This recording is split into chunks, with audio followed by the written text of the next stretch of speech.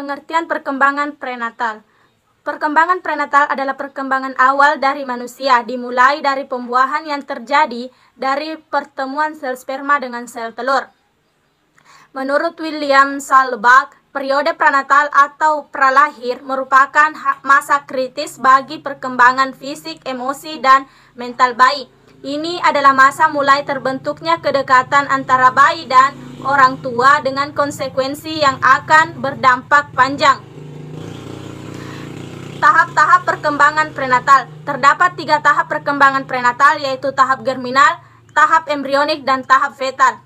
Pertama, tahap germinal. Tahapan germinal terjadi sejak pembuahan sampai 2 minggu. Zigot membelah diri dan menjadi lebih kompleks, kemudian menempel pada dinding rahim menjadi tanda awal masa kehamilan. Terdapat 3 lapisan yang terjadi pada tahap germinal, yaitu yang pertama tahap ektoderma, yaitu lapisan paling atas akan menjadi lapisan luar kulit, kuku, rambut, gigi, panca indera, dan sistem saraf termasuk otak dan tulang belakang. Kedua, mesoderma, yaitu lapisan tengah akan membangun dan mendiferensiasi menjadi lapisan kulit dalam, otot, tulang, serta sistem pembuangan dan sirkulasi. Ketiga, lapisan ektoderma atau lapisan bawah akan menjadi sistem pencernaan, hati, pankreas, kelenjar, ludah, dan pernafasan. Kedua, tahap embrionik. Tahapan kedua masa kehamilan ini dimulai dari 2 sampai 8 minggu. Organ dan sistem tubuh utama berkembang dengan pesat. Ini adalah masa kritis saat embrio paling rentan terhadap pengaruh destruktif dari lingkungan prenatal. Ketiga, tahap fetal. Tahapan ketiga masa kehamilan ini dimulai dari 8 minggu sampai dengan masa kelahiran. Selama masa ini, janin tumbuh dengan pesat sekitar 20 kali lebih besar daripada ukuran panjangnya, dan organ sekaligus sistem tubuh menjadi lebih kompleks. Sentuhan akhir seperti kuku, jari, tangan, dan kaki tumbuh serta kelopak mata terbuka. 3 faktor-faktor yang mempengaruhi perkembangan prenatal. A. Teratogen, unsur-unsur yang menyebabkan adanya kelainan pada kelahiran akibat dari proses kehamilan yang tidak optimal. Bila teratogen beraksi pada awal kehamilan saat proses pembuahan dan organogenesis, bisa jadi berdampak negatif pada janin yang mengakibatkan kelainan anatomis. Namun, apabila teratogen beraksi pada saat organogenesis sudah lengkap dan matang di usia kehamilan tua, kemungkinan tidak menyebabkan kelainan anatomis. B. Faktor ibu. Ibu menjadi kunci utama yang sangat berpengaruh terhadap perkembangan janin, sehingga kondisi fisik dan psikis ibu harus dijaga agar janin berkembang dengan sempurna. Beberapa penyakit yang dapat mempengaruhi janin diantaranya yaitu campak rubella, sifilis, herpes, alat kemaluan, dan AIDS.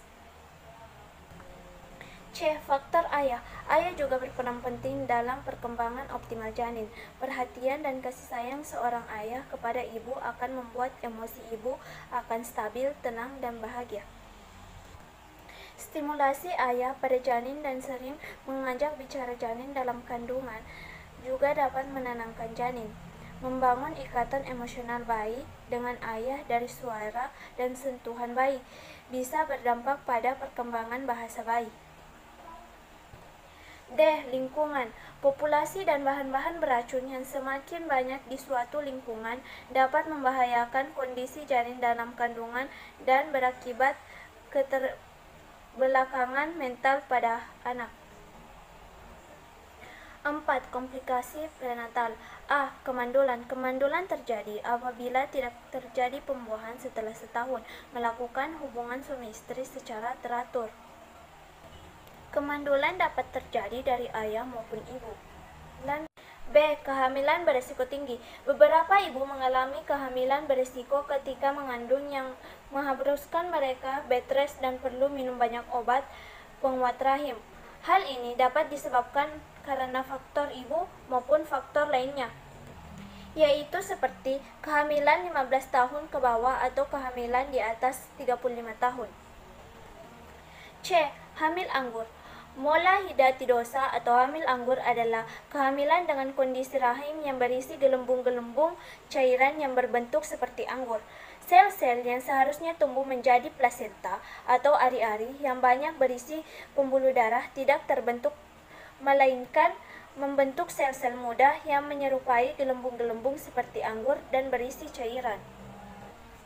D. Kehamilan kosong. Kehamilan kosong terjadi apabila sel telur yang telah dibuahi tidak berkembang sempurna, melainkan membentuk plasenta berisi cairan. Plasenta tetap ada, sehingga seolah-olah ada janin, padahal kosong. E. Miom dan kista. Miom adalah sel otot dinding rahim yang berubah menjadi tumor. Perkembangannya ada yang perlahan dan ada yang cepat, tidak berbahaya, dan jarang berubah menjadi kanker. Sedangkan kista adalah kantong berisi cairan. F. Hamil di luar kandungan. Hamil ektopik atau hamil di luar kandungan adalah kondisi di mana janin tidak berkembang di dalam rahim melainkan di luar rahim, seperti di saluran telur. Pada kondisi ini, janin tidak berkembang dan akan menimbulkan pendarahan yang berbahaya bagi janin maupun ibu. G. Mual dan muntah berlebihan. Saat kehamilan terjadi, terkadang beberapa ibu mengalami gejala hyperemesis gravidarum.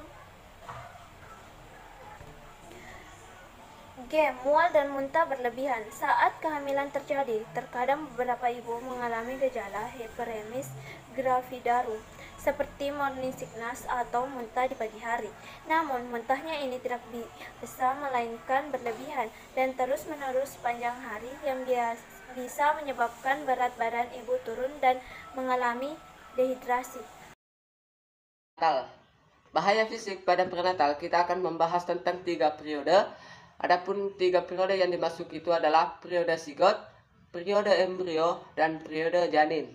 Kemudian pada periode zigot ada 3 komponen yang membahayakan fisik pada prenatal. Yang pertama itu adalah kelaparan. Zigot akan mati kelaparan apabila hanya sedikit kuning telur yang mempertahankan kehidupannya sampai zigot itu dapat menempelkan diri pada uterin atau bila zigot terlalu lama ditinggal tuba falopi. Kemudian yang kedua adalah kurangnya persiapan uterin. Implantasi tidak dapat terjadi bila pada waktunya dinding uterin belum siap menerima zigot karena adanya ketidakseimbangan kelenjar. Kemudian yang ketiga itu adalah implantasi di tempat yang salah. Kalau zigot menjadi terikat pada jaringan tiroid yang kecil di dalam dinding uterin atau pada dinding tuba falopi, zigot tidak mendapatkan makanan dan akan mati. Kemudian yang kedua adalah pada periode embrio ada 2 komponen yang dapat membahayakan fisik prenatal. Yang pertama adalah keguguran. Jatuh, stres, kekurangan gizi, gangguan kelenjar, kekurangan vitamin, dan penyakit-penyakit bahaya seperti pneumonia dan diabetes dapat menyebabkan embrio keluar dari tempatnya dinding uterin yang mengakibatkan keguguran. Yang kedua adalah ketidakteraturan perkembangan.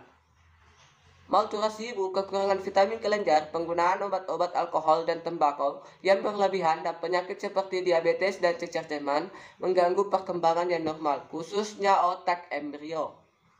Kemudian yang ketiga atau yang terakhir adalah periode janin. Ada 2 komponen yang dapat membahayakan pada prenatal. Yang pertama yaitu adalah keguguran. Keguguran selalu mungkin terjadi sampai kehamilan bulan kelima. Waktu yang paling peka adalah periode datang haid secara normal. Ada 2 sebab terjadi keguguran yaitu fisik dan psikis. Kemudian yang kedua adalah prematur. Janin yang beratnya kurang dari 2 ons atau 3 ons mempunyai kesempatan hidup yang lebih kecil daripada janin yang lebih berat dan mempunyai kemungkinan lebih besar untuk mengalami perkembangan salah bentuk. Itulah tadi 3 periode yang dapat membahayakan bahaya fisik pada prenatal. Kemudian selanjutnya adalah bahaya psikologis pada masa prenatal. Seperti bahaya fisik yang dihubungkan secara prenatal, bahaya psikologis dapat menimbulkan akibat yang tetap ada pada perkembangan individu dan dapat memengaruhi lingkungan sesudah dilahirkan dan perlakuan yang diterima anak dari orang-orang berarti selama bertahun-tahun. Pertumbuhan awal ada 3 bahaya psikologis yang penting, berupa kepercayaan tradisional tentang perkembangan prenatal, tekanan yang diterima ibu selama periode itu, dan sikap-sikap yang kurang menyenangkan kepada anak yang belum lahir dari orang-orang yang menyenangkan. Orang-orang yang akan memegang peranan penting dalam kehidupan. Sekian dan terima kasih. Assalamualaikum warahmatullahi wabarakatuh.